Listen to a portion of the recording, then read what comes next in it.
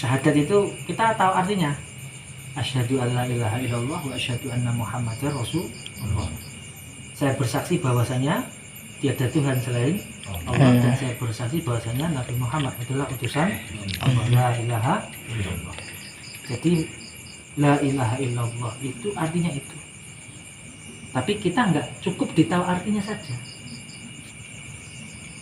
Maka la ilaha illallah ini kita harus tahu daripada maksudnya. Tujuannya apa sih? Apa sih tujuan la ilaha illallah? Dalam hidup kita itu kalau kita memahami kalimat itu, apa tujuannya? Apa cukup dilisankan? Apa cukup diwiridkan? Nah, maka kita harus merasakan betul-betul dari lubuk hati kita yang paling dalam tentang la ilaha illallah. Apa itu?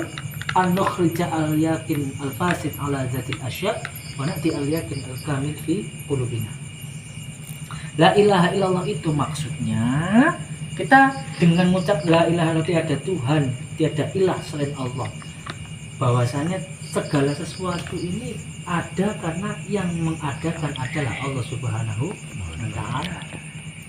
Selain daripada Allah Subhanahu wa taala itu makhluk tidak daya, tidak ada daya dan tidak ada upaya apapun.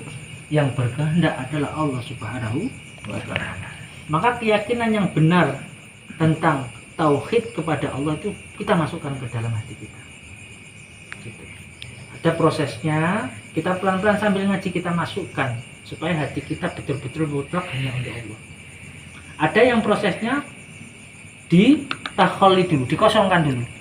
Dikosongkan. Bagaimana cara mengkosongkan? Nah, mengkosongkan keyakinan-keyakinan rusak dari hati itu ya dengan diisi keyakinan-keyakinan baik ke dalam hati.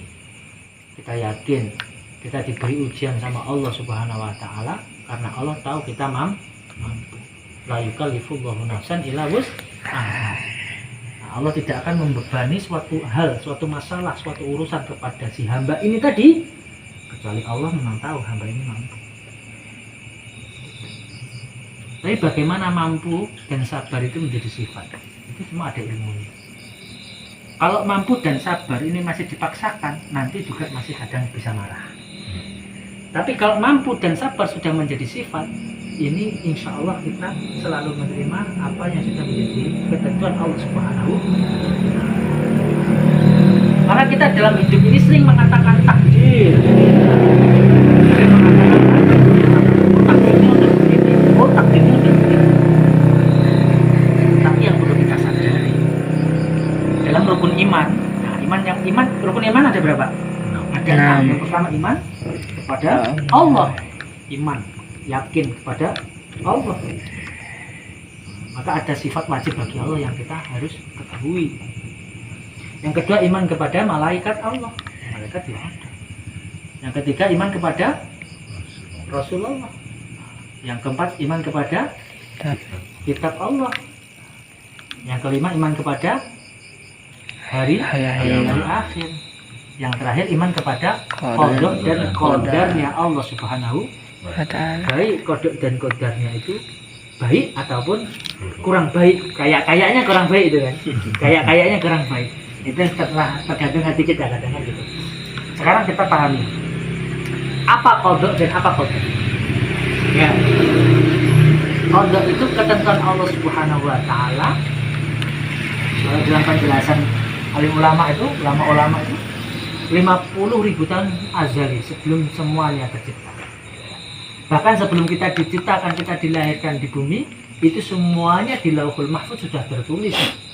Kita lahir hari apa, kita bagaimana, per tanggal segini kita ngapain di hari ini. Itu semua sudah tertulis. Itu sudah tertulis sebelum bahkan sebelum kita muncul di dunia semua sudah tertulis. Hari ini tanggal ini di Cempaka, malam ini mandi, itu semua sudah tertulis. Terus kalau kadar itu apa qadar atau istilah kita takdir. Takdir itu realisasi daripada qada yang tertulis tadi. Nah, realisasi. Kita melaksanakan suatu hal hari ini adalah wujud realisasi daripada apa yang sudah tertulis.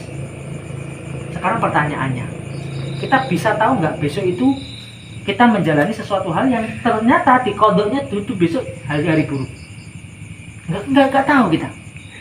maka bagaimana keburukan itu bisa menjadi baik? Nah itu kita harapannya semuanya baik terus Pak. Iya. Walaupun di kodenya itu yang kita nggak tahu itu ada terjadi keburukan, tapi kita maunya dalam pengkaderan kita, dalam realisasi kita semuanya akan jadi baik. Bagaimana?